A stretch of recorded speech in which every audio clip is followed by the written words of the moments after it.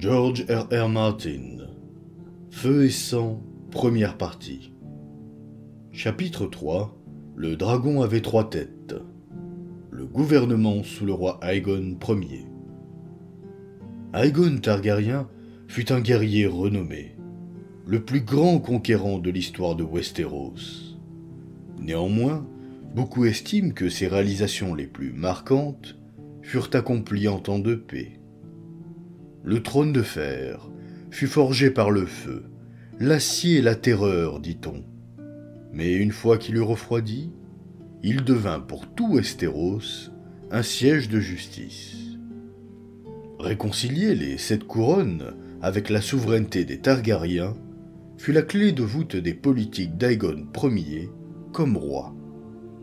À ces fins, il déploya de considérables efforts pour inclure dans sa cour et ses conseils des hommes et même quelques femmes de chaque région du royaume. Ses anciens ennemis étaient encouragés à envoyer leurs enfants à la cour, où les garçons servaient comme pages, échansons et écuyers, les filles comme servantes et demoiselles de compagnie des reines d'Aegon.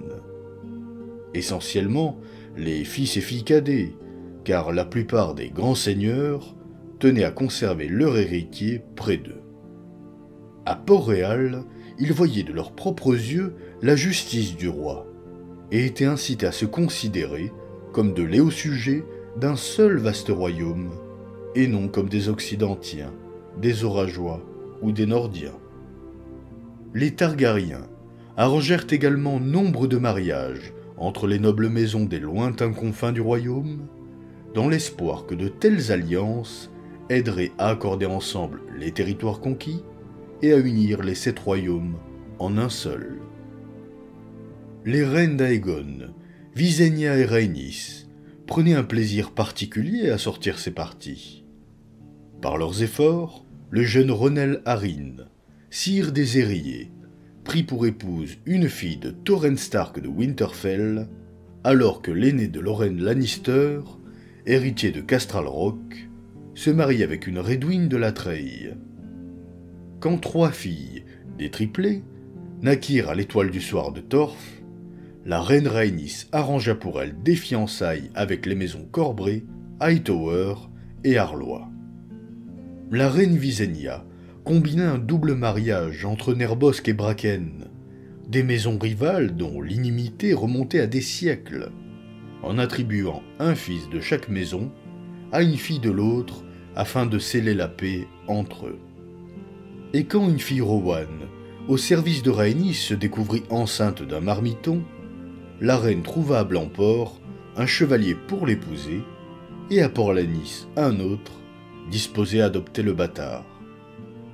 Bien que nul ne doutât qu'Aegon Targaryen était l'autorité finale sur toutes les questions liées au gouvernement du royaume, ses sœurs Visenya et Rhaenys restèrent ses partenaires au pouvoir tant qu'elles régnèrent à ses côtés. À l'exception peut-être de la bonne reine Alysanne, épouse du roi Jaehaerys Ier. Aucune autre reine de l'histoire des 7 couronnes n'exerça jamais autant d'influence sur la politique que les Sœurs du Dragon. Le roi avait coutume d'amener partout où il voyageait une de ses reines avec lui, tandis que l'autre demeurait à Port-Réal ou à Pendragon, siégeant fort souvent sur le trône de fer, afin de décider sur tous les sujets qu'on pouvait lui soumettre. Bien qu'Aegon eût institué Port-Réal comme son siège royal et installé le trône de fer dans la grande salle enfumée de Fort Aegon, il n'y passait guère plus d'un quart de son temps. Autant de jours et de nuits étaient passés à Pendragon, l'île citadelle de ses ancêtres. Le château au-dessous du mont Dragon, disposé de 10 fois plus d'espace que Fort Aegon, avait considérablement plus de confort, de sécurité et d'histoire. On entendit un jour le conquérant déclarer qu'il aimait jusqu'à l'odeur de Pendragon, où l'air salé se mêlait toujours de fumée et de soufre. Aegon passait à peu près la moitié de l'année dans ces 2 sièges, divisant son temps entre eux. L'autre moitié, il la dédiait à une pérégrination royale perpétuelle, menant sa cour d'un château à un autre, séjournant à tour de rôle chez chacun de ces grands seigneurs. Goéville et les Airiers, Arenal, Vivzeg, Porlanis et Castralrock, Crac-Hall, Vieux-Rouvre, Aujardin, Villevieille, Latreille, Corcolline, Cendreguet, Accalmie et la Vesprée eurent l'honneur d'accueillir sa grâce à de multiples reprises. Mais en fait, Aegon pouvait surgir presque n'importe où, et ne s'en priva point. Accompagné des chevaliers, seigneurs et dames de sa suite, parfois jusqu'à 1 millier. Il fit en 3 occasions le grand voyage jusqu'aux îles de Fer, 2 fois à pic et une à Grand Wick, passa une demi-lune à Sorton en 19, et visita 6 fois le nord, tenant cours 3 fois à Blancport, 2 à Tertrebourg, et 1 fois à Winterfell lors de sa toute dernière pérégrination royale en 33. « Mieux vaut prévenir les rébellions que de les mater », répondait fameusement Aegon quand on lui demandait la raison de ses périples. Un aperçu du roi dans toute sa puissance, monté sur Balérion, la terreur noire, et escorté de centaines de chevaliers tout brillants de soie et d'acier, contribuait beaucoup à instiller de la loyauté chez les seigneurs trop remuants. Le peuple avait également besoin de voir de temps en temps ses rois et ses reines, ajoutait le roi, et de savoir qu'ils auraient une occasion de lui présenter leurs griefs et leurs inquiétudes. Et ils en profitaient. Une grande part de chaque pérégrination royale était consacrée à des banquets, des bals, des chasses à courre et aux faucons, où chaque seigneur tentait de surpasser les autres en splendeur et en hospitalité. Mais Aegon mettait également un point d'honneur à donner audience partout où il se trouvait, que ce soit sur une estrade dans le château d'un grand seigneur, ou sur une pierre moussue dans le champ d'un fermier. Avec lui voyageait Simestre, pour répondre aux questions qu'il pourrait avoir sur les lois, les coutumes et l'histoire locale, et pour noter les décrets et jugements que sa grâce pourrait rendre. Un seigneur se doit de connaître le pays qu'il gouverne, enseigna plus tard le conquérant à son fils, Aenys. Et par ses périples, Aegon en apprit tant et plus sur les 7 couronnes et ses peuples. Chacun des royaumes conquis avait ses lois et traditions propres. Le roi Aegon intervint peu dans celles-là. Il permit à ses seigneurs de continuer à régner pratiquement comme il l'avait toujours fait, avec la totalité de leurs pouvoirs et prérogatives. Les lois de l'héritage et de la succession demeurèrent inchangées. Les structures féodales préexistantes furent confirmées. Les seigneurs, tant grands que petits, conservèrent les droits de haute et basse justice sur leurs terres, ainsi que le privilège de la première nuit, partout où cette coutume avait antérieurement prévalu. La paix était le premier souci d'Aegon. Avant la conquête, les guerres étaient monnaie courante entre les royaumes de Westeros. Il ne se passait guère 1 an sans que quelqu'un se batte avec quelqu'un d'autre, quelque part. Même dans des royaumes réputés en paix, des seigneurs voisins vidaient souvent leurs querelles à la pointe de l'épée. L'accession au pouvoir d'Aegon y mit un terme en majorité. La couronne jugeait les disputes entre les grandes maisons du royaume. La première loi du pays sera la paix du roi, décréta Aegon.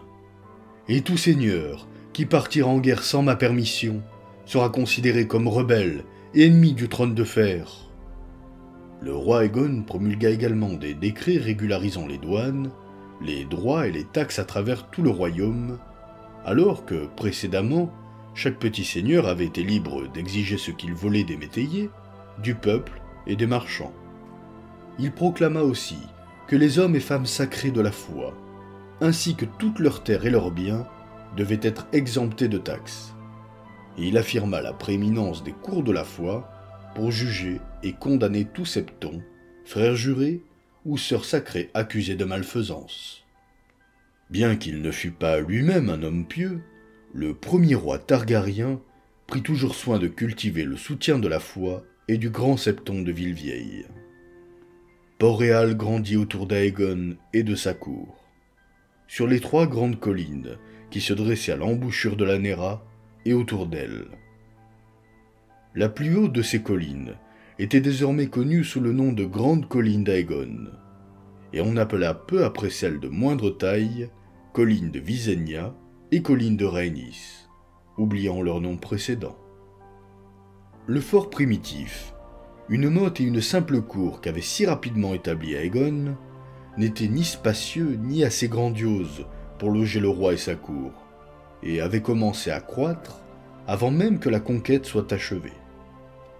On éleva un nouveau donjon, tout en rondin, haut de 50 pieds, surmontant une grande salle gigantesque, et une cuisine, bâtie en pierre et couverte d'ardoises en cas d'incendie, de l'autre côté de la cour. Des écuries apparurent, puis un grenier à grains. Une nouvelle tour de guet fut construite, 2 fois plus haute que la précédente. Bientôt, Fort Aegon menaça de faire éclater ses limites. Aussi installa-t-on une nouvelle enceinte, englobant une surface plus étendue au sommet de la colline, ménageant assez d'espace pour une garnison, une armurerie, un septuaire et une tour d'angle. Au pied des collines, on construisit quais et entrepôts sur les berges du fleuve, et les négociants de Ville-Vieille et des cités libres s'amarraient auprès des Snécards, des Vélarions et des Celtigars, en un site où l'on ne voyait jusque-là que de rares bateaux de pêche. Une grande partie du commerce qui s'était traité à Viergétan et Sombreline venait désormais à Port-Réal. Un marché aux poissons apparut au bord du fleuve, une halle aux étoffes entre les collines, un poste de douane surgit, un modeste septuaire ouvrit sur la Néra, dans la carcasse d'une vieille gogue, suivi par un édifice en bois et en pisé, plus robuste sur la côte. Puis on éleva au sommet de la colline de Visenya un deuxième septuaire, 2 fois plus grand et 3 fois plus somptueux grâce à une donation envoyée par le grand Septon. Boutiques et demeures apparurent comme champignons après l'averse. Les riches bâtiments des demeures fortifiées au flanc des collines, tandis que les pauvres s'empilaient dans de sordides taudis entorchis, dans les creux qui les séparaient. Personne ne planifia Port-Réal. La ville crut, tout simplement, mais elle crut rapidement. Au premier couronnement d'Aegon, c'était encore un village blotti sous un château en mode castral. À son second, c'était déjà une bourgade prospère de plusieurs milliers d'âmes. En 10, c'était une véritable ville, presque aussi grande que Goéville ou Blancport. En 25, elle les avait dépassées toutes les deux pour devenir la 3e ville la plus peuplée du royaume, seulement surpassée par Port-Lannis et Ville-Vieille. À la différence de ses rivales, cependant, Port-Réal n'avait pas de rempart. Elle n'en avait pas besoin, avait coutume de dire certains de ses résidents. Aucun ennemi n'oserait jamais s'en prendre à la ville, tant qu'elle serait défendue par les Targaryens et leurs dragons. Le roi lui-même partagea peut-être cette opinion à l'origine, mais la mort de sa sœur Rhaenys et de son dragon Meraxès en 10, et les attaques contre sa personne le firent sans doute réfléchir. Et dans la 19e année après la conquête, la nouvelle parvint à Westeros d'un raid audacieux contre les îles de l'été, où une flotte pirate avait mis à sac Grand Bagnan et enlevé 1 millier de femmes et d'enfants comme esclaves, ainsi qu'une fortune en butin. Les récits de l'attaque troublèrent grandement le roi, qui comprit que Port-Réal serait de la même façon vulnérable à un ennemi assez habile pour donner l'assaut à la ville, lorsque Visenya et lui seraient absents. En conséquence, sa grâce ordonna la construction autour de Port-Réal d'une enceinte de remparts, aussi haut et solide que ceux qui protégeaient Ville-Vieille et Port-Lannis. La tâche de les dresser fut confiée au grand maître Gawain et à Ser Osmundfort, la main du roi. En l'honneur des 7, Aegon décréta que la ville aurait 7 portes, chacune défendue par un poste d'entrée et des tours de défense massifs. Le travail sur l'enceinte commença l'année suivante et se poursuivit jusqu'en 26. Ser Ormund était la 4e main du roi. Sa première avait été Lord Orys Baratheon, son demi-frère bâtard et compagnon de sa jeunesse. Mais Lord Horis avait été capturé au cours de la guerre dornienne et avait perdu sa main d'épée. Une fois racheté par une rançon, sa seigneurie demanda au roi d'être libéré de ses devoirs. « La main du roi devrait avoir une main, dit-il. Je ne veux pas que les gens parlent du moignon du roi. » Aegon fit ensuite appel à Edmund Tully, sire de Vivzeg, pour assumer cette charge. Lord Edmund servit de 7 à 9, mais lorsque son épouse mourut en couche, il jugea que ses enfants avaient plus besoin de lui que le royaume, et sollicita permission de regagner le Conflent. Alton Celtigar, sire de Pincil, remplaça Tully, servant de capable façon en qualité de main, jusqu'à son décès de cause naturelle en 17. Après quoi, le roi nomma Ser Osmundfort. Le grand maître Gawain était le 3e à occuper cette charge. Aegon Targaryen avait toujours eu un maître à père dragon, à l'instar de son père et du père de son père avant lui. Tous les grands seigneurs de Westeros, et nombre de nobliaux et de chevaliers fiefés, se reposaient sur des maîtres à la citadelle de Villevieille pour le service de leur maison comme guérisseurs, scribes et conseillers, pour élever et dresser les corbeaux qui transportaient leurs messages, ainsi que pour écrire et lire ces messages, pour les seigneurs à qui ces talents faisaient défaut, pour aider leurs intendants à tenir les comptes de la maison et pour instruire leurs enfants. Au cours des guerres de conquête, Aegon et ses sœurs avaient chacun un maître à leur service, et par la suite, le roi en employa parfois jusqu'à une demi-douzaine, de façon à traiter toutes les affaires qu'on lui soumettait. Mais les hommes les plus sages et les plus instruits des 7 couronnes étaient les archimestres de la citadelle, chacun d'eux représentant l'autorité suprême dans l'une des grandes disciplines.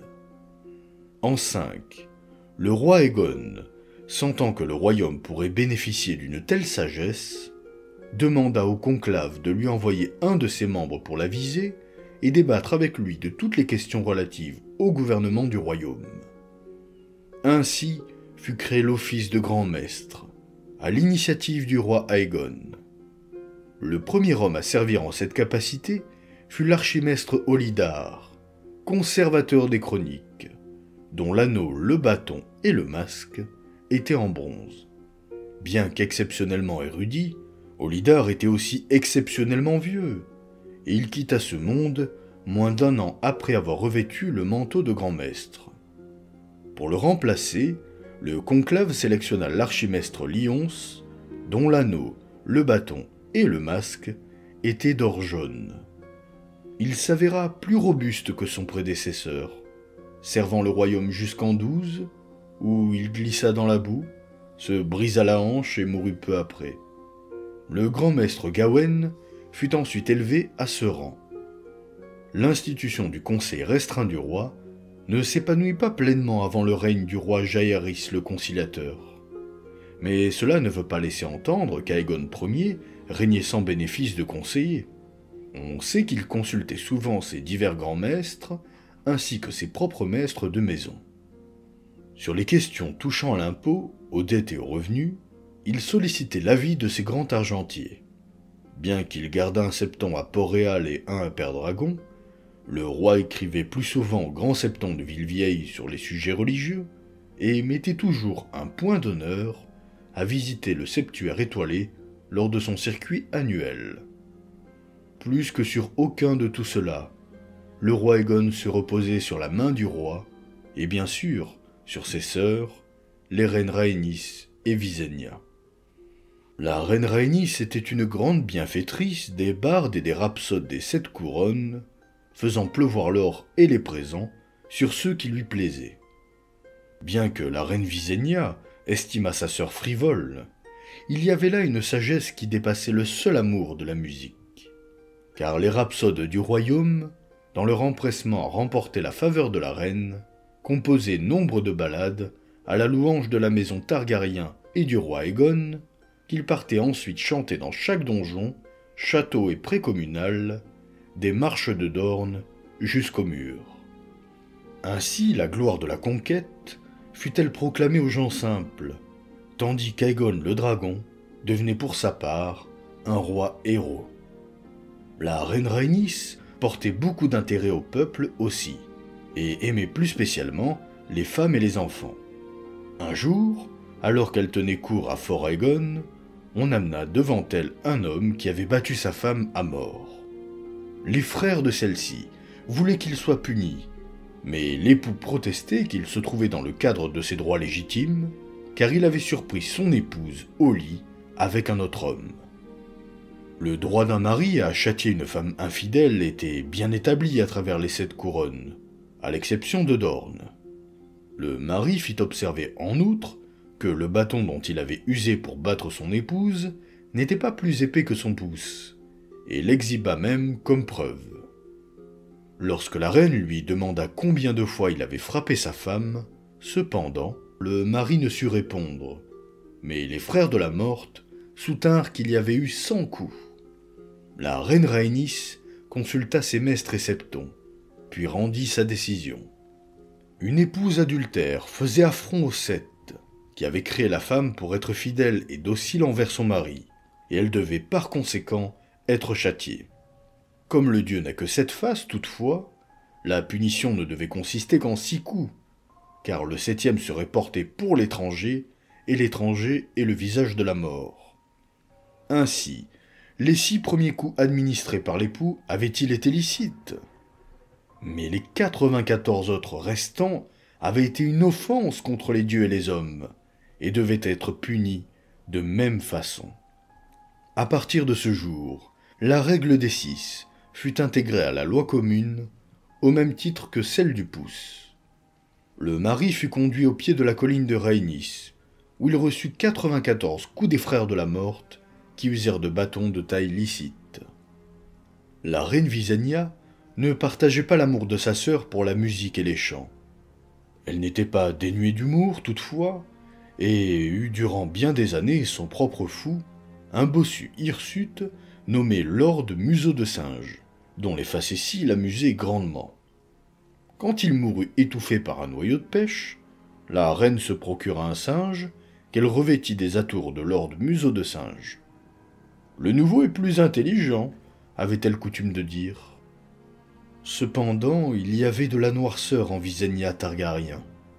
À la plus grande partie du monde, elle présentait le redoutable visage d'une guerrière, sévère et impitoyable. Même sa beauté avait un tranchant, disaient ses admirateurs. Aînée des 3 têtes du dragon, Visenya survivrait à son frère et à sa sœur, et la rumeur voulait que, dans ces dernières années, quand elle ne fut plus capable de manier l'épée, elle se soit plongée dans les arts ténébreux, mélangeant des poisons et jetant des sorts malins. Certains suggèrent même qu'elle aurait pu être fratricide et régicide, bien qu'aucune preuve n'ait jamais été avancée pour soutenir de telles calomnies. Ce serait une cruelle ironie si la chose était vraie, car, en sa jeunesse, nul ne fit davantage pour protéger le roi. Visenya usa à 2 reprises de noirceur pour défendre Aegon lorsqu'il fut attaqué par des spadassins dorniens.